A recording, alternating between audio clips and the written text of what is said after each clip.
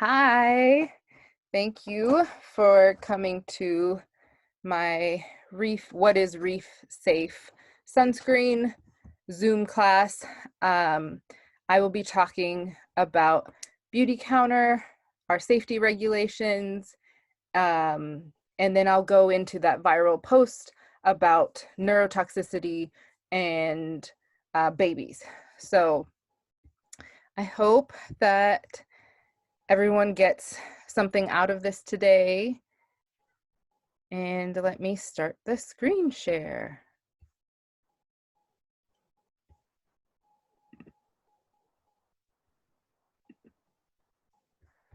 All right, so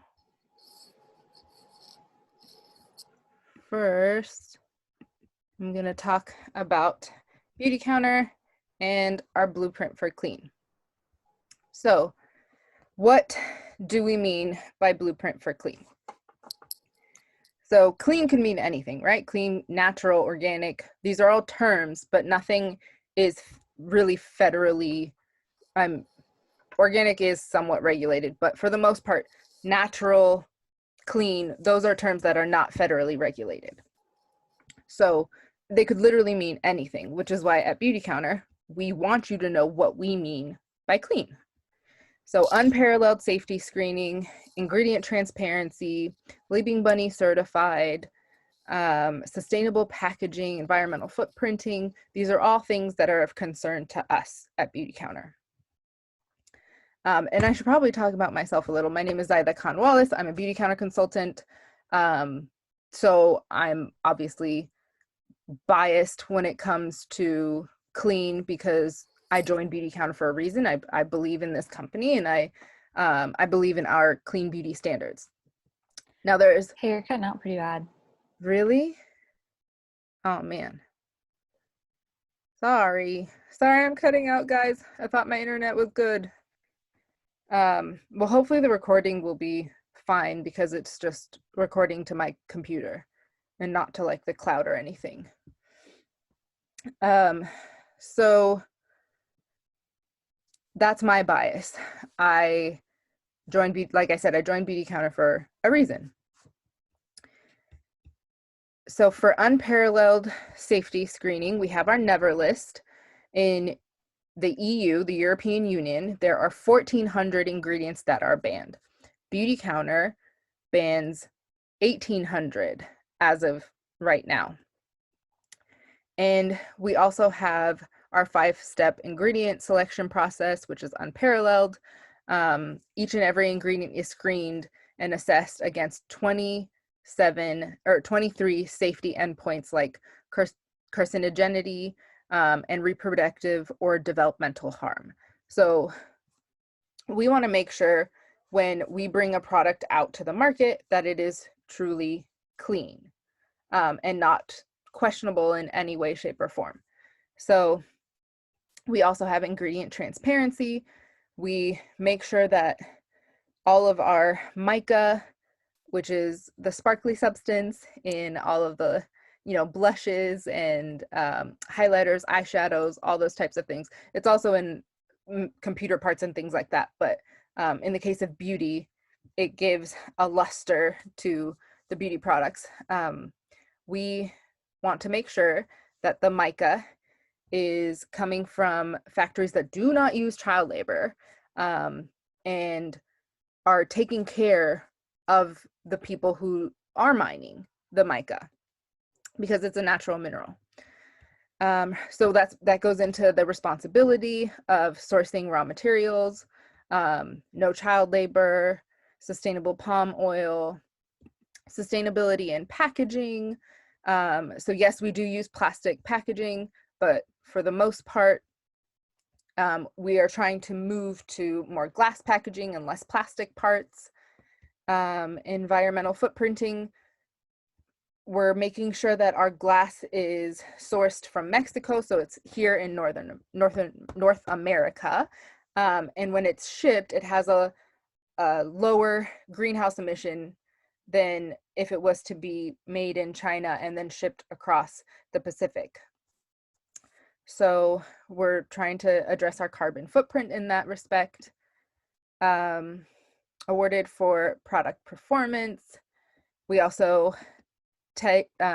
we test for trace contaminants and heavy metals because asbestos can be in talc, and we make sure that our talc is sourced responsibly and that it doesn't have asbestos in it.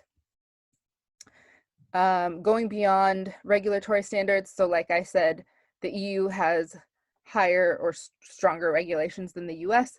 We don't sell in the EU, we only sell in the US and Canada, but we want to make sure that we're even exceeding what they do in the European Union. So that's a little bit about us. And I wanted to talk about sunscreen. So let's meet counter sun. So the sun has different rays, UVA and UVB. UVA is aging to our skin, and UVB is going to be burning for our skin. So there's also blue light that comes from our computer screen. So right now I'm in front of my computer screen. There's blue light coming off of it. Luckily, I have my prescription glasses that block out blue light. Some people just get regular glasses that block out blue light, but that doesn't protect the rest of my face, right? The rays or the high energy visible blue light that comes from my computer screen can still affect my skin, even if I have protection on my eyes. So Counter Sun from Beauty Counter is going to protect you from all of that, which is why we call it broad spectrum sunscreen. And then we'll talk about sun protection factor. So we've all heard of SPF. SPF 15 blocks 93% of UV rays. SPF 30, so if we double that and go to 30, it protects 97%, so about 4% more. And then if we go all the way up to SPF 50, it's only increasing our protection by about 1%. So I'm not a doctor, I'm not a dermatologist, I'm not giving you any medical advice. If you were to talk to your dermatologist, they may recommend something of a higher SPF because they know you, and maybe they know that you need to have something to protect you from skin cancer because you're more likely to get it. So I don't know you personally, which is why I'm not going to say that. But these are just the different levels of SPF and what they protect against. So why should you use SPF? An estimated 90% of the signs of aging are caused by sun. So I could sit here and sell you Beauty Counter and talk to you about how great counter time is and how wonderful it's going to be for your skin and how it's going to be really helpful for anti-aging. But in all honesty, preventative care is best. So it's important for us to get out into the sun and have the sun touch our skin and, you know, create that vitamin D3. But there's a certain point at which you may be getting more sun than you need. And that's when you're going to start to see, or you're not going to start to see it right away, but you're going to start to get the burning or the aging. And that we don't need. So yes, we do need sun. We do need vitamin D. Those are important. And if you're darker, you need to be, if you have more melanin in your skin and you have a darker hue to your skin, you're going to need to be out in the sun more than somebody who is fairer. Because the melanin in your skin is going to protect you from the sun. So you need more sun exposure to get more vitamin D. But I burn, and you can see I'm not, okay, well, this like light isn't showing you my true hue, but in Skin Twin, I'm like a 450, tan 450. So I'm like kind of in the middle of the range. I burn. I didn't used to when I was younger, but now if I'm out in the sun for 3-4 hours and I don't have sunscreen on, I will burn. So it's definitely important for people of color to wear sunscreen as well. In the US, more people are diagnosed with skin cancer than all other cancers combined, which is pretty freaking scary. So SPF best practices. UV spectrum sunscreen, which provides protection from both UVA and UVB rays. Apply liberally, evenly, 15 minutes before sun exposure. So you want to be in a shaded area, maybe inside the house or in the shade, put on your sunscreen, wait about 15 minutes, and then go out in the sun. And then, of course, reapply. Everybody's going to tell you to reapply your sunscreen because it will come off in the water, even if it's water resistant. It will come off in the water. And after about 2 hours, you need to be reapplying anyway. So let's talk about mineral versus chemical sunscreen. So the technology of this sunscreen is, instead of chemical filters, we use non-nano zinc oxide, which is a mineral or physical blocker of the sun. So it's going to literally create a barrier on your skin and reflect the UV rays off, whereas a chemical sunscreen would absorb and dissipate the UV rays. So they both protect, chemical and mineral both protect you from the sun. They just do it a little differently. So we evaluate particle size of the non-nano zinc oxide to ensure low potential risk for entering the bloodstream. So if you're using a mineral sunscreen, but it's nano zinc oxide, nano meaning itty bitty minuscule particles, those itty bitty particles could be getting into your skin and into your bloodstream, which is why you want to use non-nano particles, which are bigger particles that are going to be less likely to be absorbed into the skin and then into the bloodstream. Safer packaging. I'll show you. This is Counter Sun. Ooh, this is Counter Sun.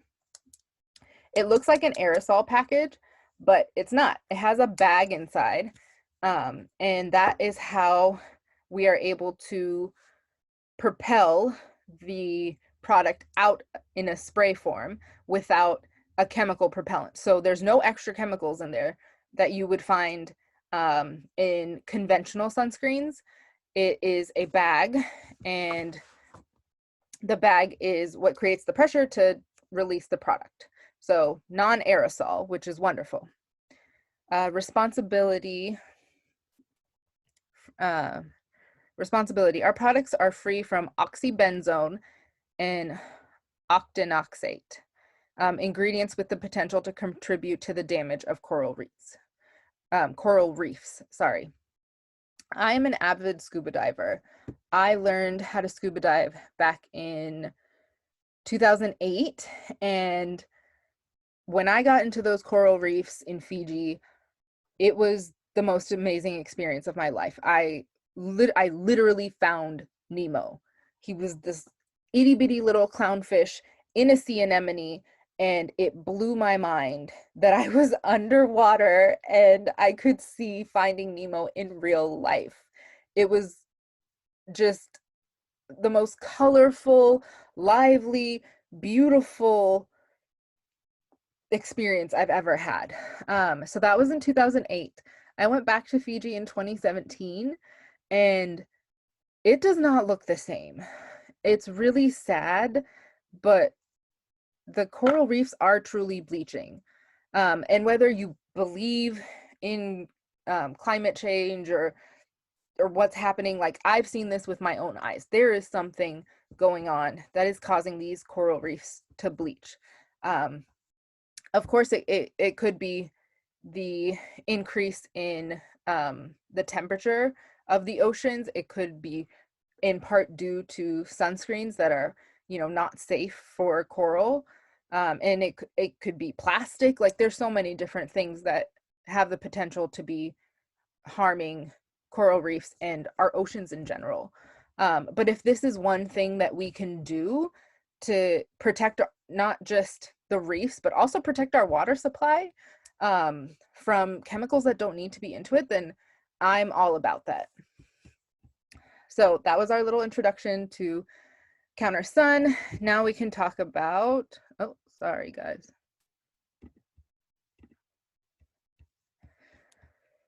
Let me share my screen again.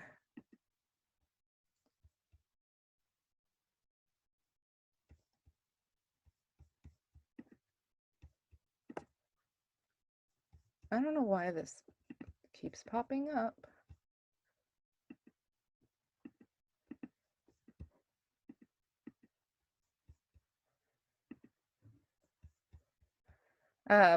Sorry about that, but yeah, I think it's really important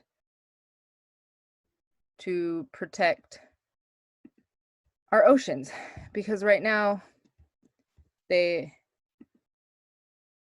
hurting.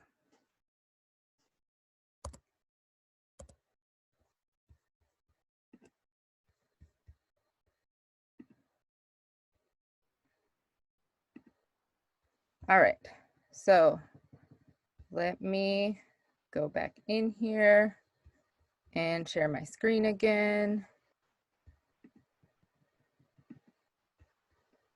All right, so Hawaii bans sunscreen. So Hawaii bans sunscreens. Oh my God, I hate this little thing. So this was back in 2018, and it is oxybenzone that was shown to have the potential to be damaging coral reefs. And I always encourage people not to trust any single news source. I think it's important to get our news from different places. And so if we look in here, there should be here. So this study, I think I already clicked on, it takes you, that link takes you to the actual study. So everybody has their bias. CNN, Fox News, all of these mainstream media outlets have their bias. So sometimes it's really, most of the time, it's really important for us to look into things and find out for ourselves what's really going on. So this is the journal article that I believe triggered this legislation in Hawaii. And so I looked into a little bit, and in the abstract, you're gonna find a lot of information in the abstract. It talks about oxybenzone is a phototoxicant with adverse effects. Adverse effects are exacerbated in the light. And then towards the end, it says oxybenzone poses a hazard to coral reef conservation and threatens the resiliency of coral reefs to climate change. So for the most part, you're not going to find a journal article that says blatantly, this is what we found. Most of the time, you'll find that it will say there needs to be more research and there needs to be more studies done. But in this case, they're saying it. They're saying oxybenzone poses a hazard to coral reef conservation. Like, it is very clear that this is what they believe. So this is just the abstract. If I go to the main article, I believe I have it over here. Okay, so this is the full article. So if we look at the full article, it once again says the same thing. It talks about oxybenzone being a phototoxicant. It talks about Hawaii. It shows you pictures of the coral, and like you can see the bleaching. And all the way at the end, usually at the end, there'll be like a conclusion section. I don't think this one has it, which was a little odd. It has the discussion, and it has all the lethal concentration 50 limits that are on there. So if you really want to look into what happened to each species in each test, you can find all of that in here. So if it's not enough for you to just hear it from CNN, you can look at the research article. This one is nice. It's actually free for everybody to see. A lot of articles are not. So I really appreciate about this. I really appreciate that about this particular article is that I didn't have to pay for it. And then over here, it talks about conflict of interest. The authors can identify no potential conflicts of interest. That makes me feel good because we just talked about bias. Everybody has their bias, and if they had it, they should be talking about it right here. So the ban in Hawaii goes into place January 1st, 2021. So very soon, oxybenzone will not be available in Hawaii. So hopefully people don't take their own oxybenzone chemical laden products out there. But this is just the beginning of where we talk about the safety.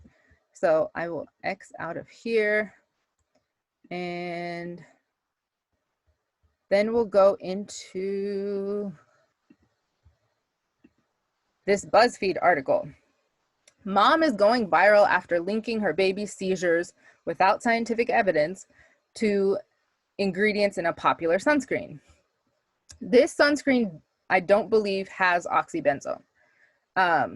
This particular company, I've looked at their products, and I personally think they do a lot of greenwashing where they make you think their products are super safe and clean, but they use chemicals that I'm not particularly comfortable with. So that's my own personal opinion, my own bias. You can decide all of that for yourself. You can go look at their ingredients and decide for yourself. So Florida mom has caused an online firestorm after linking her daughter's seizures to ingredients in sunscreen, a claim that went viral, but experts told BuzzFeed had no scientific backing.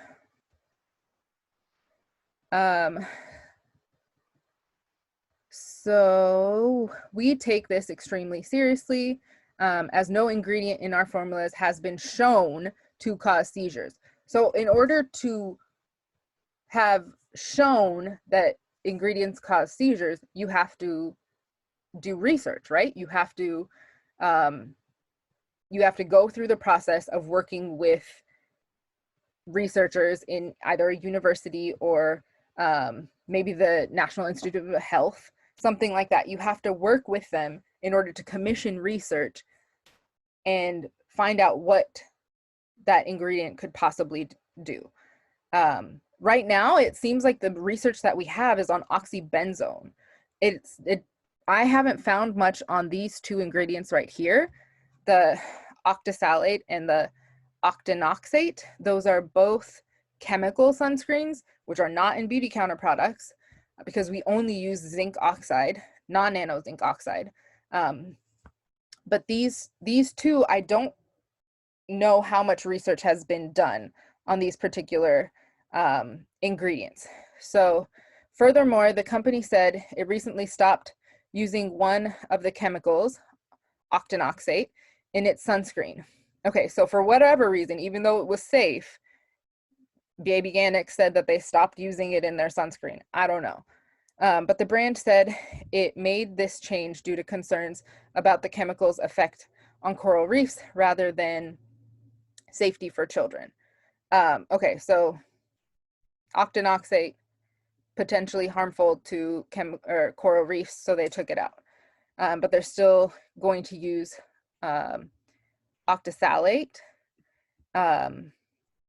Both octinoxate and octisalate have long histories as sunscreen ingredients and are approved for use by the FDA. So what does that mean to you and me if it's approved by the FDA? Johnson & Johnson was selling talc, baby powder, essentially. Johnson & Johnson was selling baby powder that had asbestos in it, and the FDA didn't have the power to do anything about that. So I don't know how comfortable I'm supposed to feel if you're just telling me that it's cool with the FDA. I mean, full disclosure, I worked for the FDA when I was in college. I had a 2-month internship at the FDA in Irvine, California. Everybody there was dope. There's tons of people of color. Everybody was really friendly. I didn't have any issues with the people that made up the FDA, but I still don't personally feel like they have the power to really know what ingredients are safe and what ingredients are not. I don't think they have the funds to necessarily commission research on all the ingredients. Plus, the EU has banned like 1,400 ingredients and we've banned like 83. So like, why the discrepancy? I don't know if it was 83, but it was something really small. So there's a large discrepancy between what we're doing here in the United States or Northern America, really, and what's going on in Europe. So why are they choosing to ban a bunch of ingredients and we're choosing to continue to use them?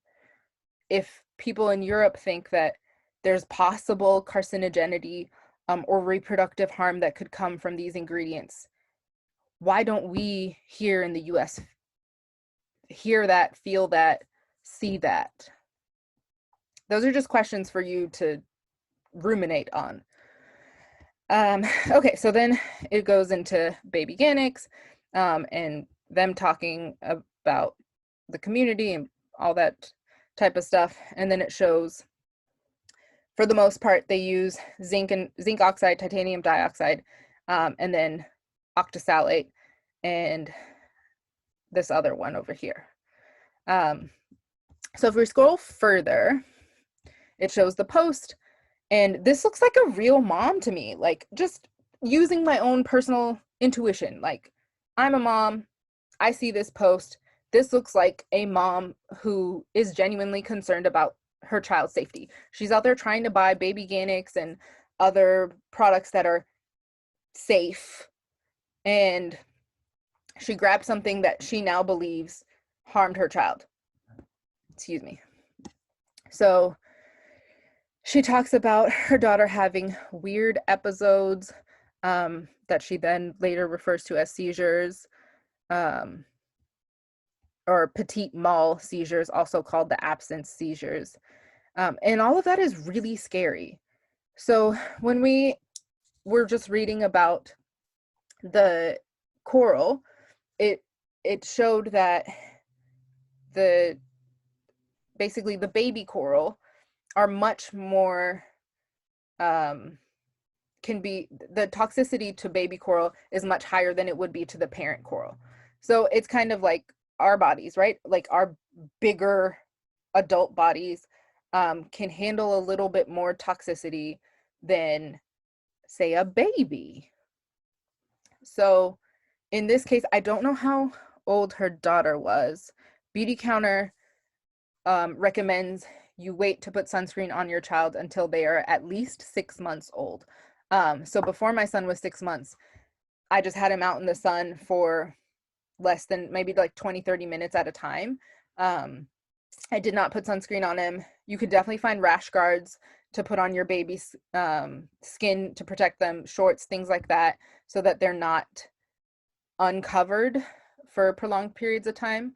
And finding a rash guard with a UPF is a really good idea because it's going to protect them without any chemicals, no mineral sunscreen, no chemical sunscreen, nothing. You can just protect them with clothing that has a UPF. So you have to make sure it specifically says UPF 50 or whatever.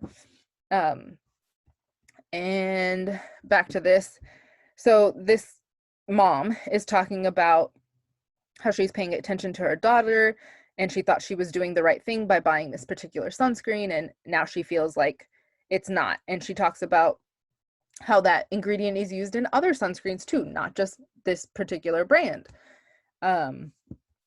So using my own intuition, I feel like this is a real mom talking. I don't think this is some type of PR stunt that some might think it is. But don't let me tell you anything. You do your own research and decide what you think for yourself. So then when we keep scrolling, we have a post about how Baby Organics is tricking you.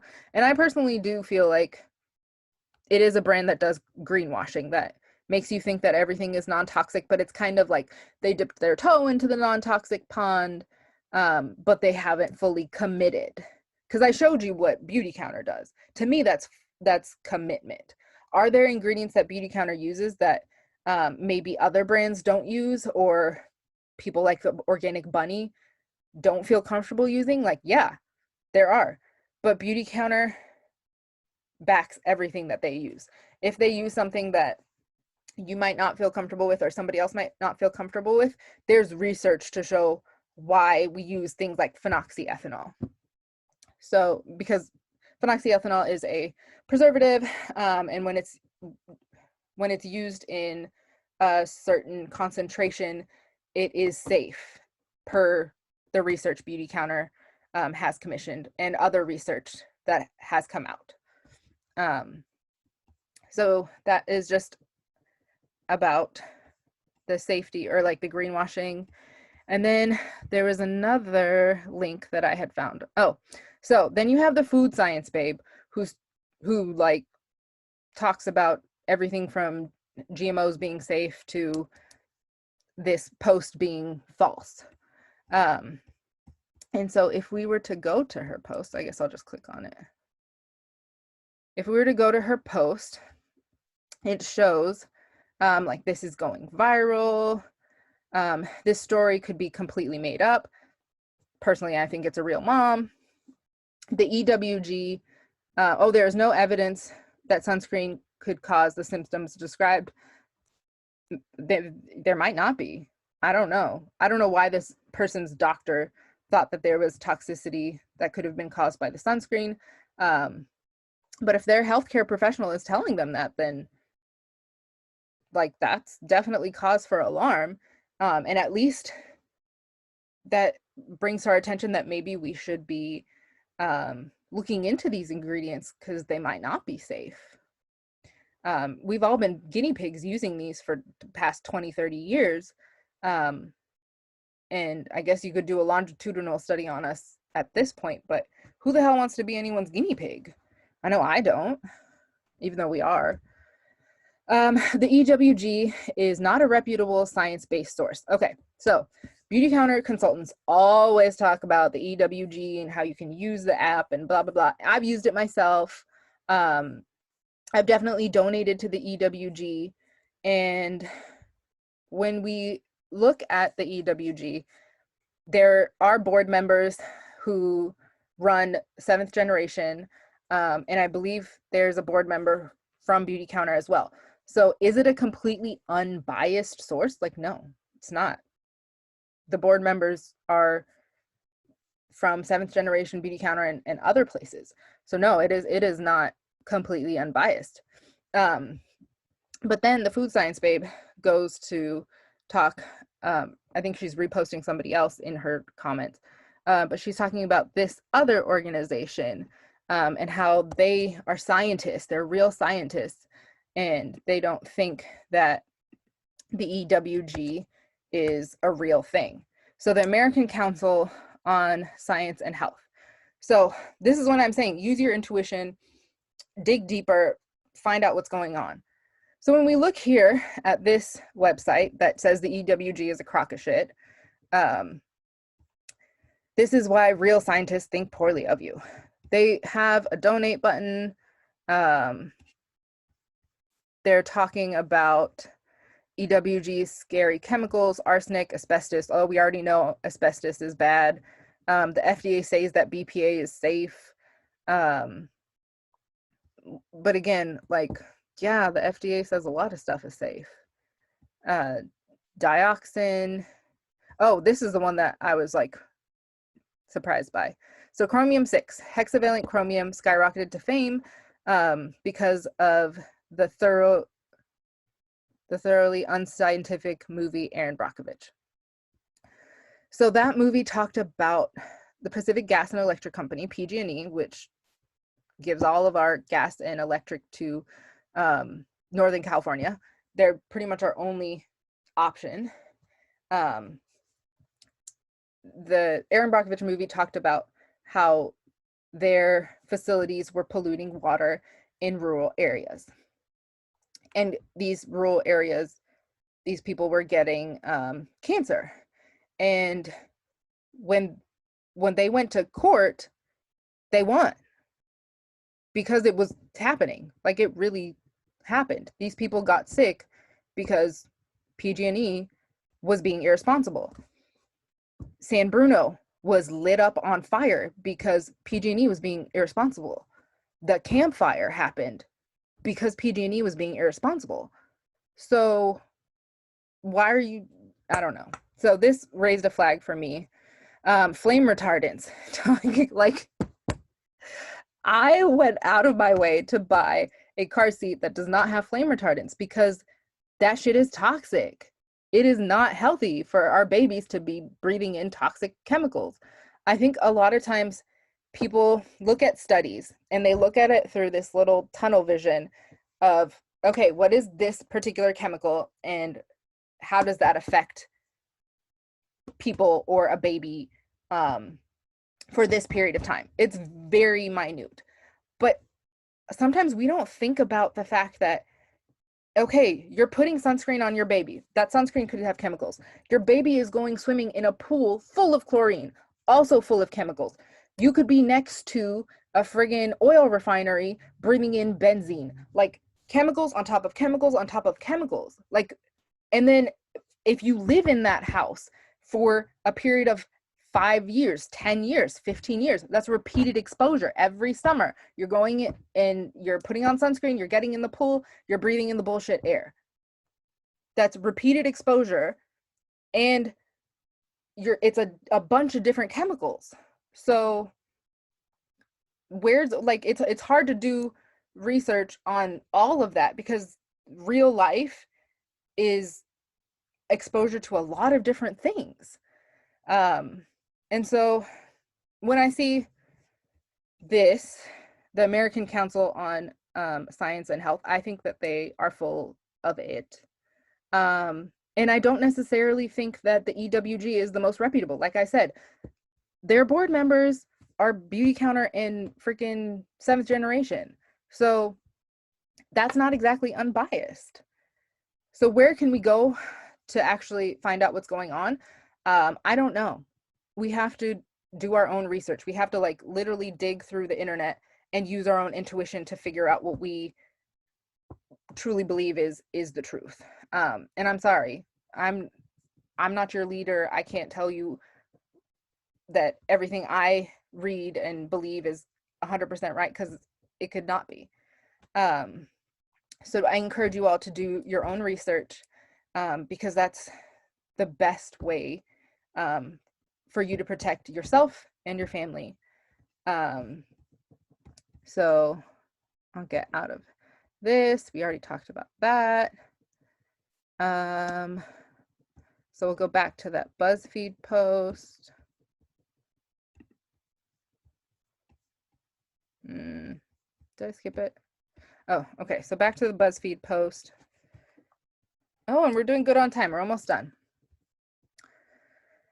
Okay, so yeah, the food science babe, I just personally don't care for her because I think she's using her platform to perpetuate a bunch of BS. But that's me personally. You can look at her website or her Instagram page and decide for yourself to see if what she has truly resonates with you. And if it does, that's fine. She's a scientist. Like, yeah, she does know what she's talking about. But I don't think ingredients are like people. Like, when you have a person who's on trial, people are innocent until proven guilty, right? Supposedly in the criminal justice system, people are innocent until proven guilty. I don't think ingredients should work the same way. I don't think we should just blindly accept that all these ingredients are safe because the FDA says they're safe, especially if the EU has banned a bunch of these ingredients. Like, we need to do more research so that we can prove safety. I think safety has to be proved, because I'm not putting that stuff on my son unless I know it's safe. That is a horrifying story, to be putting sunscreen on your baby and then have your baby get seizures. No mother wants that for their child. That's like, and that's clearly what she was trying to avoid by getting a sunscreen that she thought was safe for her baby. So I hope that answers some of your questions. Obviously, I don't have all the answers. If you want the links to any of these things or any of what I showed, let me know.